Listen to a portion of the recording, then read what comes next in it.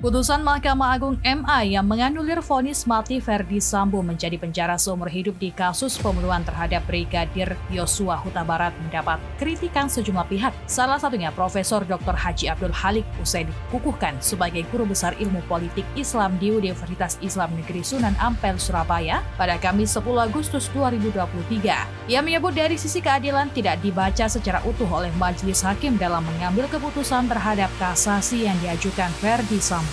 Menurut dosen pengajar di Pasca Sarjana Hukum Tata Negara UINSA ini, Ferdi Sambo bukan sekadar merusak keluarga atau menghilangkan nyawa, tetapi juga berkaitan dengan citra hukum dan kepolisian.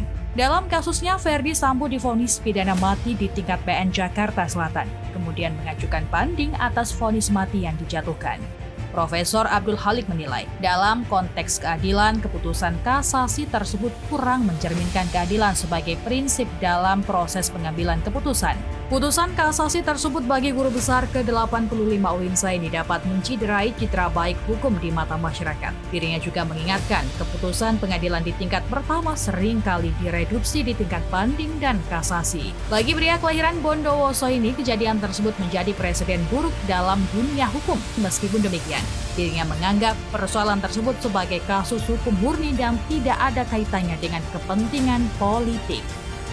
Ya, saya lihat ketika bicara mengenai Ferdi Sambo gitu ya, bahwa ada titik yang menurut saya perlu untuk mendapatkan perhatian dari aspek apa itu. Pertama adalah dari sisi keadilan ya, keadilan hukum yang tidak dibaca secara penuh oleh majelis hakim ketika dia menilai, ketika dia mengambil keputusan kasasi ya terhadap Ferdi Sambo. Karena sesungguhnya adalah yang dirusak oleh Ferdi Sambo itu bukan sekedar keluarga, tetapi adalah citra kepolisian. Yang menurut saya adalah, ini menurut saya bicara keadilan. Nah, dalam konteks ini menurut saya keputusan kasasi itu kurang mencerminkan keadilan yang sesungguhnya. Dalam sidang kasasi yang berlangsung pada 8 Agustus, Mahkamah Agung menugaskan 5 hakim agung untuk mengadili kasasi Ferdi Sambo. 5 hakim agung itu adalah Suhadi, Desnayati, Soeharto, Cubriyadi, dan Yohanes Priyana.